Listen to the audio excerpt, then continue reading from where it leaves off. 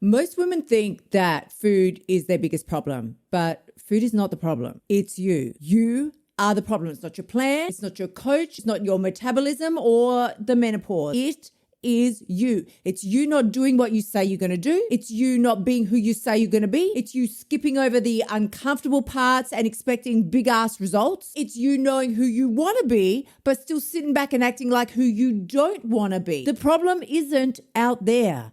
The problem is you. And today, I'm going to show you exactly how to fix it. What is up, you gorgeous, fabulous creatures, and welcome to another week inside of the Losing It podcast. You're here with Kylie Pax, Australia's emotional eating coach. And if you love what you're hearing and you want to hear more, please remember to hit that subscribe button, because if you're still confused why you start every single Monday strong and then by Wednesday you're in the pantry again, this episode gonna be your wake up call. I'm about to break down the 5 mindset traps that held me back from losing weight. These are the things that kept me fat, broke, and miserable. And it's straight out of Napoleon Hill's 30 major causes of failure. I didn't realize until I looked them up that my big ass was all over that list. And once I shifted my mindset around it, I was able to lose 15 kilos. I stopped the emotional eating and completely changed my life. So let's dive in. If you were to look up the word procrastination in Wikipedia, my big ass face would be all over it. I was the queen of procrastination. I loved making new habits. I loved making lists,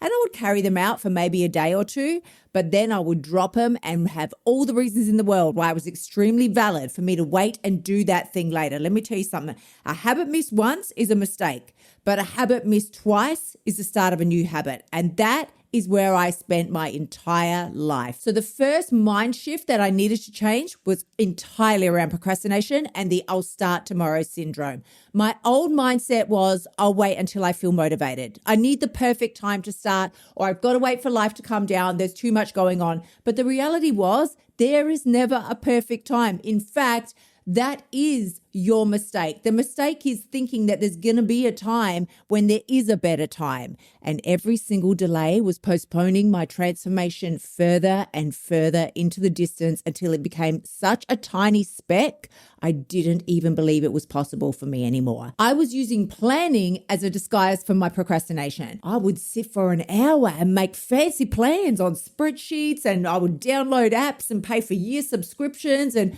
I made all the plans in the world. I would color code them. I had out my highlighters. I would make a special trip to Officeworks and print shit off and get special colored highlighters and pens so that every single day had a different color code. But did you see me executing? No, you did not.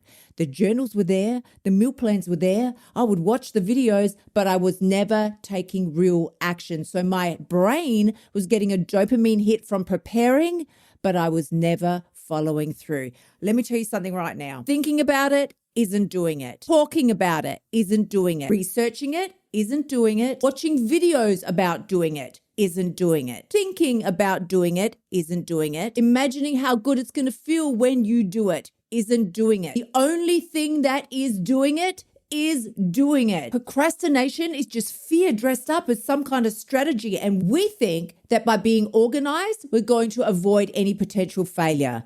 But really, that sort of procrastination is also causing you to avoid your success. Here's what I did. I replaced motivation with momentum. There's no other way around it. I stopped asking myself how I feel. Do I feel ready? Who cares? It's irrelevant. The job needs to be done either way. I simply started asking, what would the 1% version of me do? What would that 1% woman do right now? Would she be sitting around color coding things with pretty highlighters, or would she be executing and taking action?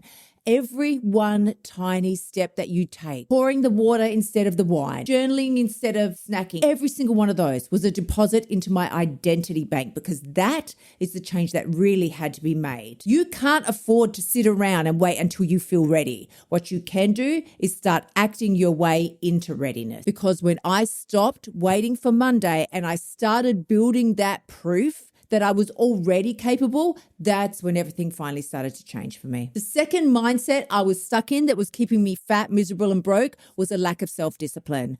I was completely letting my feelings make up the rules. And honey, your feelings do not get to vote. My old mindset was just let my emotions run the show. I should tune into my body. I think I need something sweet. Oh, better go get some chocolate. If I was stressed, I would snack. If I was sad, I would eat sugar. If I was bored, I would binge. But the truth is, my lack of emotional regulation was dressed up as me telling myself that I have no willpower. I didn't have a food problem. I had a problem with emotional regulation. And here's how it was holding me back. I was eating to escape my emotions instead of just letting myself experience them. You know, I've spoken about this time and time again. Emotions only last for 90 seconds in your body. Every feeling has a 90-second lifespan before the chemicals dissipate and leave your bloodstream. And now you're sitting back and you're thinking, Kylie, you are such a fat liar. I've experienced emotions for way longer than 90 seconds. Yes, you have, girl. Yes, you have. And the reason that has happened is because you've kept the thought process going that has distributed more of those chemicals into your bloodstream and kept the emotions going. The truth is, every time I told myself just one more bite, I was crucifying my own self-trust. Self-control isn't discipline. You shouldn't be focusing on discipline. You should be focusing on consistency. And that's the switch I had to make. It's basically self-respect in motion. When I decided to adopt the mentality that discipline isn't punishment, staying consistent isn't punishment, it's freedom disguised as structure. When I started following through on my plan, even though and especially when I didn't feel like it, that's when my confidence started to skyrocket. It wasn't even about the weight at that point.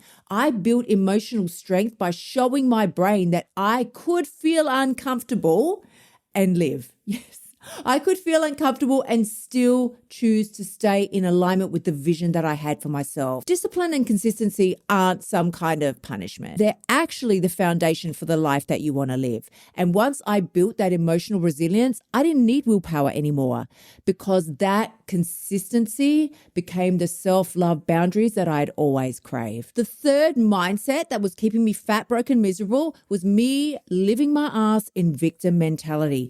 This one is so huge. If there was a street called victimhood, I would have bought a house on there. In fact, I would have bought every property on the street. I would have knocked down all your houses and just built my own dream Barbie house there because that was where I lived. I was trapped in comparison. I was always thinking, why her? Why not me? Why did they have the money? Why did they have the look? Why is she so beautiful? Why can't I have her body, her legs, her personality? Why couldn't somebody else have mine? I remember this story from 1,000 years ago. There was a brother and sister that I was friends with.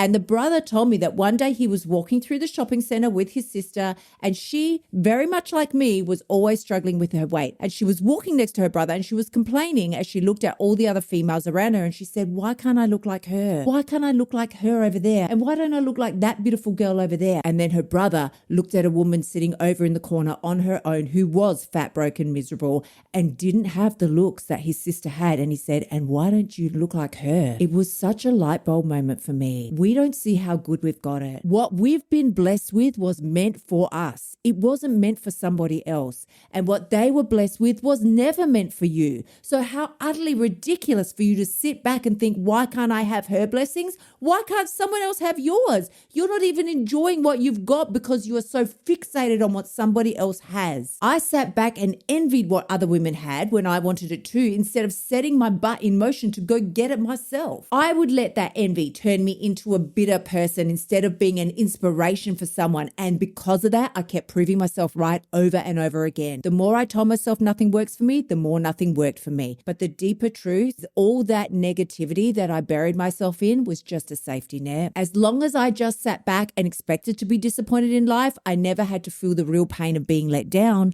because I lived in a place of constantly being let down by myself. And that energy, that repels the results that you want to see in life. Nothing wants to come running to you at that stage. But the day I started celebrating other women's wins, that's when my own results started to accelerate, because envy is not a bad thing. It shows what you actually desire to build in your own life. So I started saying, if she can, then I can too. And once I dropped that victim energy, girl, I became magnetic, not just in opportunities, but to a whole new level of self-worth. Jealousy is just unactivated potential staring you in the face. So when I decided to let that go, my body responded to my energy, because if there's one thing I know in this life, you cannot hate your way to happiness. The fourth mindset shift that was keeping me fat, broke, and miserable was having an uncontrolled desire for that quick fix addiction that we all fall victim to. My old mindset was, I want results and I want them right now.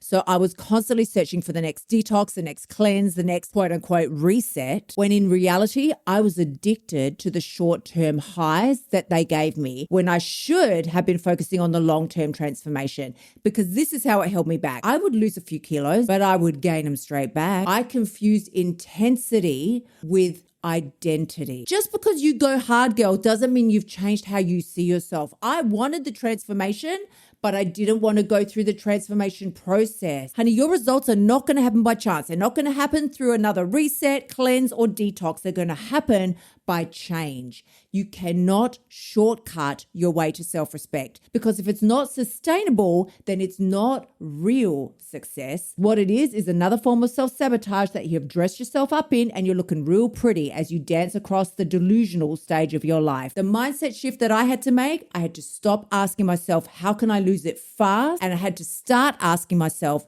how can I lose it permanently? Girl, you know sustainable weight loss doesn't come from hacks. It comes from the habits that you cultivate in your life that you can maintain and sustain long term. Listen, I know slow isn't sexy, but it's stable, and that stability is what you need to create the results that last. The women that are out there chasing shortcuts, they always end up back at the starting line. So when I stopped rushing the process, that's when the process finally worked. Now, this last mindset shift that was keeping me fat, broke, and miserable is one that it was embarrassing to admit to myself, but I know I have to share it with you because I think so many of us fall for this. As much as I wanted to think of myself as a go-getter, I had a real lack of ambition to aim above mediocrity. In other words, my level of CBF was off the Richter scale. My old mindset was, oh, it's not that bad. It's all right. I've lost a little bit. It's not as bad as it used to be. I'm not obese anymore. I'm not that miserable. I was kind of just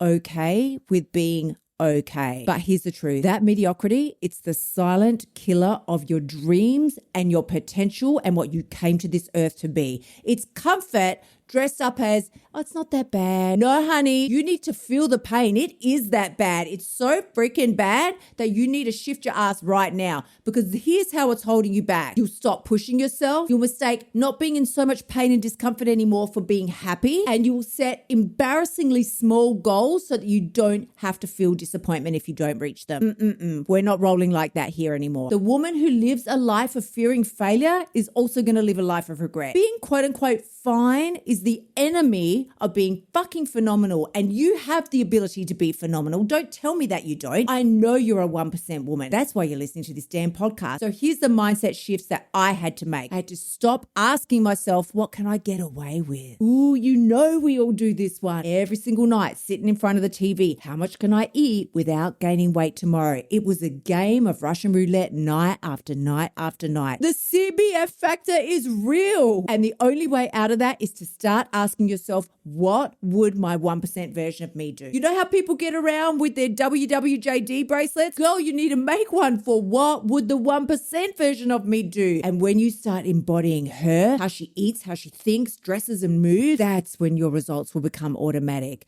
You will never rise to the level of your goals, but you will always fall to the level of your standards. And when I started acting like the woman that I wanted to be, not the woman that I was comfortable being, but who I knew I had the potential to be, my actions and my body caught up. Honey, when I stopped trying to find another new flashy diet and started focusing on my thoughts, my mindset, the thought processes behind my choices, that's when everything changed. You can never out-diet your mindset. If you see yourself in any of these 5 traps, it's not because you're weak. It's because you are wired that way. But wiring can be changed. And awareness is the first step.